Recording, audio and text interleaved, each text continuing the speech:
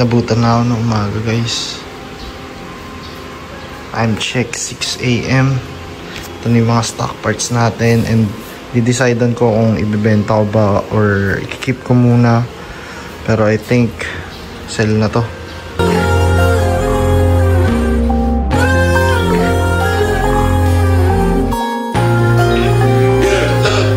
Okay, day 2 guys.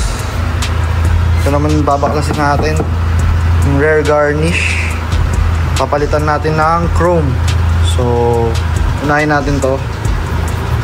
And then sa loob. And so tatanggalin lang to. Boom, tanggal na. So actually hindi naman siya ganun kahirap. Inano ko lang yung clips. Like pinush ko lang sa loob yung clips. Panoorin nyo lang sa YouTube. And makikita nyo naman dito sa likod kung saan. Madali lang siya makita sa likod. Pinush ko ng gunting pataas. Tapos ayan, marami akong nasirang clips.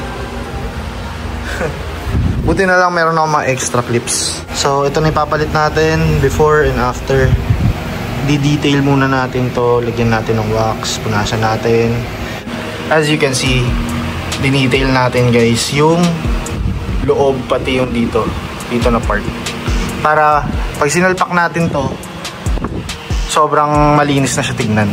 So hindi ko na masyadong diniinan yung pagdi-detail, kumbaga quick detail na lang yung ginawa ko. Yung iba ayaw na rin matanggal, may mga maliliit na parts na hindi na natanggal, pero overall gumanda siya. Can't wait na maikabit na to and tignan natin kung ano yung magiging itsura. Let's go. Nga pala, kung hindi-DIY ka, di mo talaga maiwasan mga sugatan. So, ang meaning ng DIY is ready ka bang masugatan?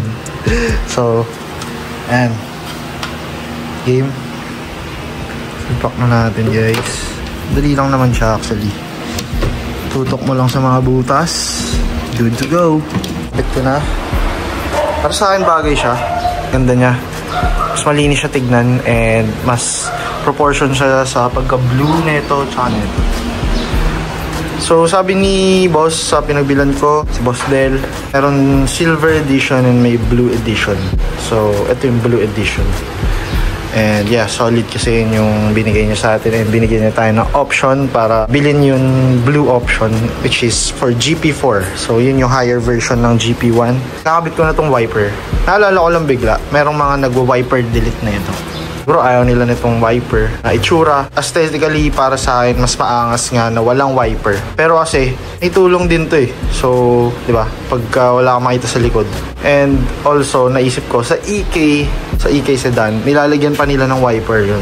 Para lang magkaroon ng extra accessory. So, for me, lagay pa rin natin. Siyempre. Dahil yung iba nga binibili pa pero at least ito meron ng kasama. Honda pa more. Alright, so GP4 rear garnish installed and then napolish ko na rin siya onte. Solid. Ganda niya guys, lapitan natin. Yan, kintab. Tsaka sobrang bluish niya. Bagay na bagay sa taillight.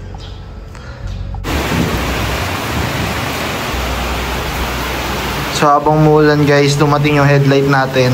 Bali yung una nating headlight na nakuha kay Boss Del ay may defect. So tinry natin siya i-install. Kaso hindi natin nagustuhan yung fitment ng bumper. So binalik natin kay Boss Del. And good thing, sobrang bait ni Boss. Sobrang dali kausap, nabalik natin. And then may kinuha tayong bagong headlight. So ito yung condition niya, slightly polished. So, parang itim-itim pa siya dito. Try natin tanggalin yan. And na yung final look. So natanggal na yung parang itim-itim niya dito guys. Natanggal na yung yellowish niya. Yan, pinalish natin yung taas, yung dito kahit dito sa dulo. So overall, 10 of 10 na siya ngayon. Hindi na siya 8 out of 10. Kanina may mga gas-gas pa. And ngayon, ano na siya, pristine condition. Salpak na natin to kay Jace. And hopefully, mas maangas siya tingnan niya. Alright, dumating na yung modulo kits natin. Fresh from Lalamove. Ito sa likod. At dahil di tayo mapakali, syempre unbox na natin yung isang peraso. Tingnan natin, i-check. I-double check din natin since surplus din to and hindi natin alam yung pinaka-condition niya. So, ayan.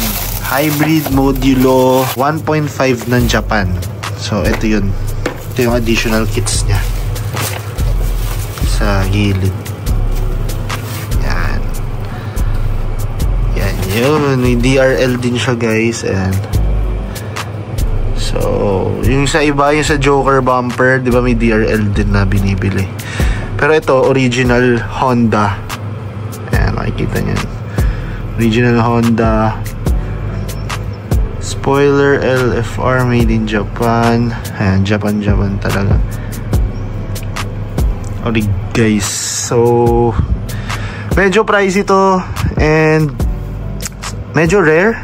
Hindi ko alam kung gaano siya ka-rare. Pero wala pa akong nakita na ganito sa daan. Siguro sa mga car meet meron. Sa mga gathering ng jazz. Pero sa daan talaga usually wala. Meaning hindi siya common. Ito yung sa likod guys. So di ko muna ipapap dito. Makikita nyo na lang to para tuloy-tuloy tayo sa vlog.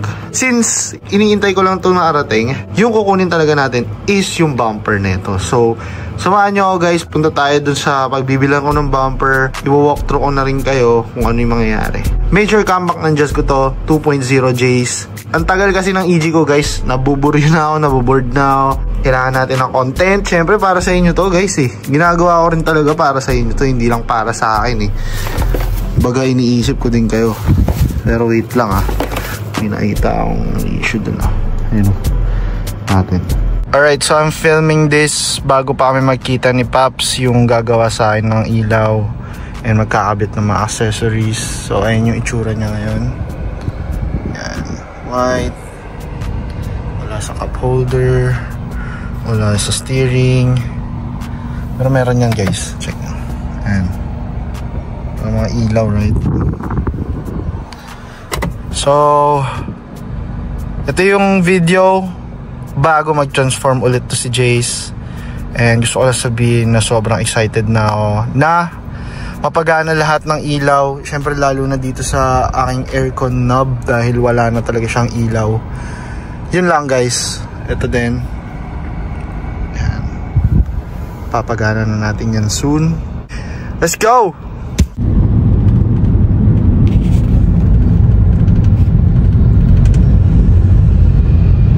Back on our garage. And then check natin ngayon kung ano yung kinuha natin.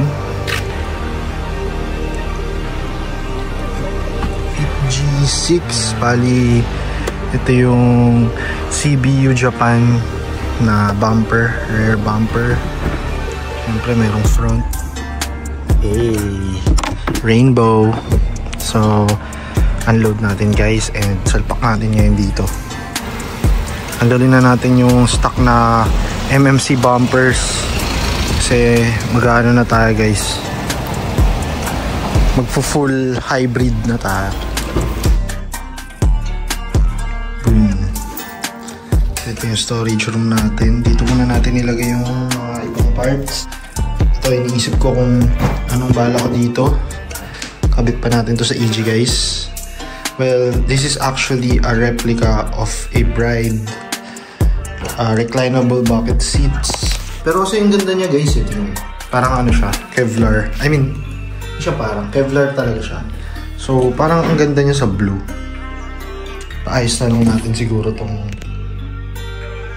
pare-up natin yan. So yun lang pinakita ko lang guys. Update lang. So baka kabit na rin natin yung headlight niyan. Let's see. And 100.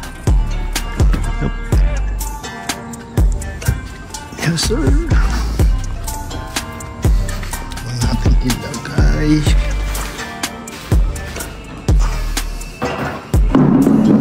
Ayan, punasan natin yan. Tapos paparepaint natin kila Carl yan. Si Carl yung naka EKSIR body and naka B20. Ito medyo mahirap to.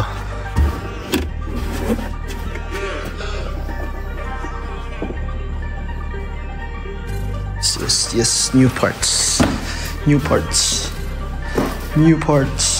for our Project Jazz.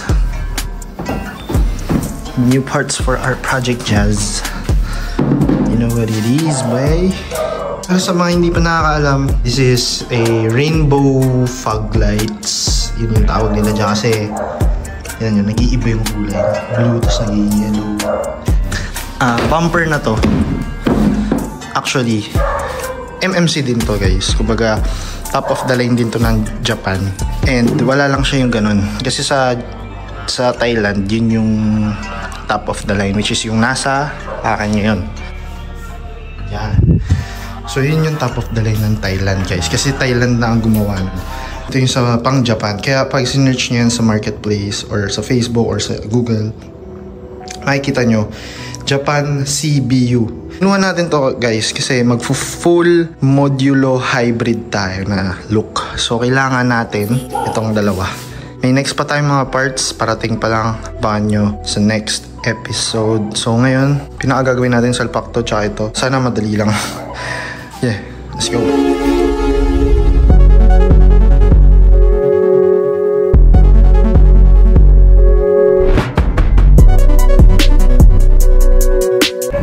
Right, mini tip sa mga gusto mag CBU bumper from MMC, kailangan yung tanggalin tong mini extenders sa fender liner kasi hindi siya papasok. Fit na, guys. Okay na yung fitment nya.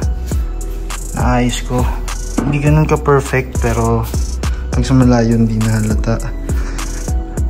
Pag inilawan mo na lang pala. Ayun, pag walang ilaw hindi niya na makikita talaga. Na natin ilawan. Ayan, dito din. Hindi naman talaga perfect yung fitment na yan eh. Pero sobrang ganda na ng fitment. Kulay na lang. Install ng modulo kits. Mag-iiba na itsura ni Jace.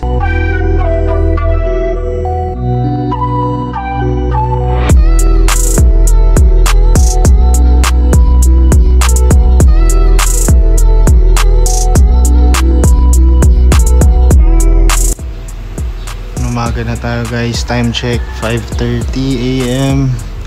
And yung rear bumper baklas na siya. Tapos may buisit dito na ayaw magpabaklas. Ano nangyari, guys? Bumilog na siya. As in, ayun. Eh wala akong mas malaki na ito. Sheesh. So hintayin natin si Lance. Sana magawa niya ng paraan. Ayan si Lance, guys. Narinig ko na si Lance. Bago exhaust ni Lance. Mayabang ka na naman, boss. Boss, mayabang ka naman. Bago exhaust, boss. Bago exhaust, boss, ah. Bagong exhaust, oh.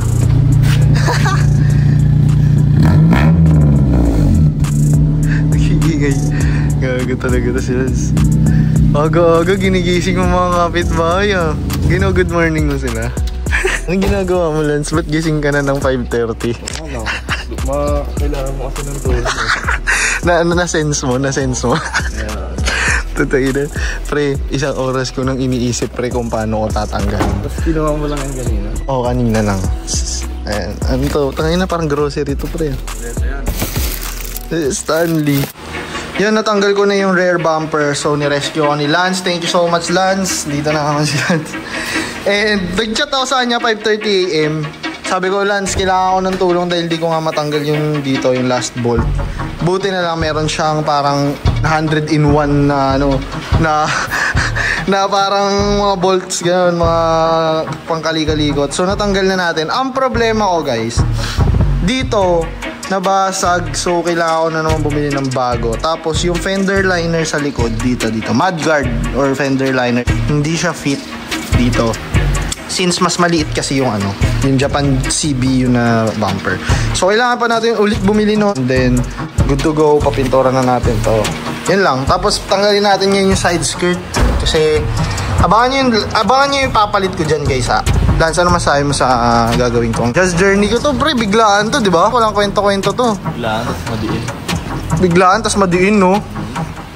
Wala, di madiin yan. Basic lang yan. Ano lang naman? Hybrid modulo lang naman yan, pre. Kompleto lang naman, hybrid. Tapos ano, bluish lang naman yung mga ano natin, mga pinagbibili, you know. Presyo ano, EFA lang naman. Ay wala, boss, mura lang po to. Barya lang po to sa inyo. Sold guys. In just 5 minutes of posting, may nag-chat agad sa akin, video call, and then sold. Bumper MMC set pang 2013 Honda Jazz. Guys, sold 5 minutes posting. MMC set. Thank you so much, boss. Thank you so much. Let's go. Let's go. Another day, another parts. So, ito na yung iba nating parts, guys. Hint na lang, hint. Hint muna. Hint muna. Yes, sir. Angas din. New parts again, guys. Alright, tago muna natin sa baul. Ito, bahala na siya dyan.